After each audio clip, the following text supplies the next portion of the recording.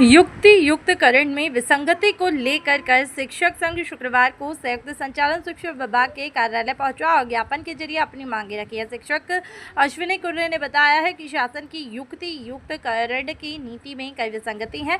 इसे लेकर उनमें आक्रोश भी है और इसे लेकर वे उच्च अधिकारियों से भी मिल चुके हैं, लेकिन अब तक इसमें कोई सुधार नहीं हुआ है। इसे लेकर अश्विनी कुर्रे सहित शिक्षक संयुक्त संचालन के कार्यालय पहुंचे हैं और उन्होंने इस पर सुधार की मांग भी की है। बड़ी संख्या में जेडी ऑफिस पहुंचे शिक्षकों ने बताया है कि अतिशेष वाली सूची में बहुत सारी गलतियां हैं और कोई काम तो नियम विरुद्ध भी हो रहे हैं। इसमें सुधार करना आवश्यक हो गया है।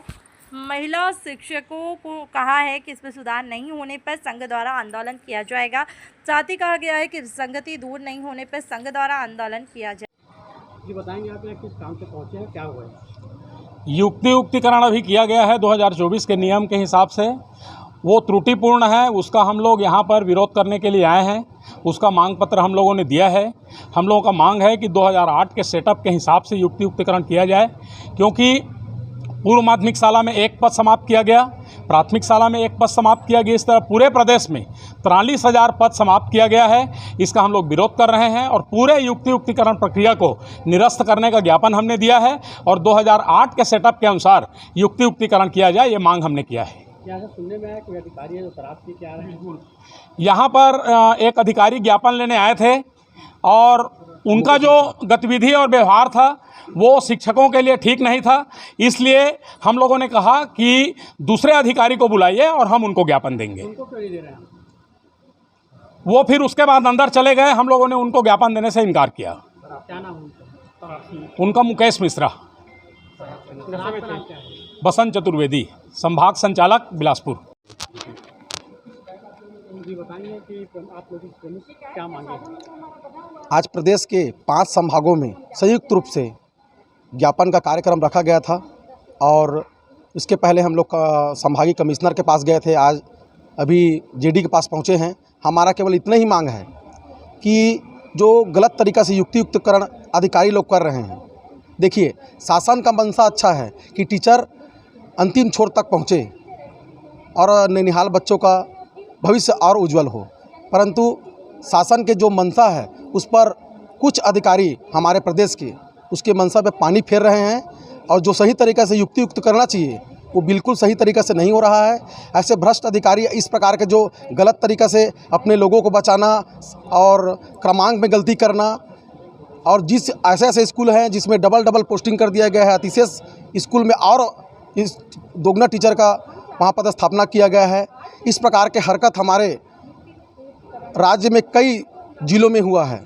इसका हम बहुत विरोध करते हैं, भारी विरोध करते हैं और जिस प्रकार अन्य संभाग में कार्रवाई हुआ है उस प्रकार इसी संभाग में कार्रवाई हो, बस हम यही चाहते हैं। शासन से युक्तिकरण का विरोध हम लोग नहीं कर रहे हैं।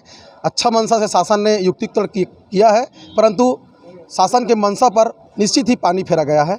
ऐसे भ्रष्ट अधिकारियों पर तत्काल कार्रवाई की मांग हम लोग करते हैं। जो है पूरी नहीं होती है, तब कि आपका संघ क्या करेगा? बिल्कुल, आज इसके पहले 10 तारीख को हम लोग रैली निकाले, कलेक्टर महोदय को ज्ञापन दिए, जिला शिक्षा अधिकारी को ज्ञापन दिए हैं। इसके बाद अगले चरण के जो आंदोलन है वो 16 जो जून है उसमें बहिष्कार का कार्यवाही कर रहे हैं। जो प्रवेश उत्सव है उसका बहिष्कार करेंगे पूरे छत्तीसगढ़ में। अश्विनी कुर्रे, प्रदेश उप संचालक, छत्तीसगढ़ सहायक समग्र शिक्षक फेडरेशन। ये बताएंगे प्रमुख शिक्षा के क्या उनकी प्रमुख मांगे हैं? प्रमुख मांगे तो है कि युक्तिकरण जो हुआ है उसको तो सबसे पहले कि निरस्त किया जाना चाहिए। 2008 का जो सेटअप है उसके अनुसार से किया जाना, क्योंकि इसमें बहुत सारी विसंगति है।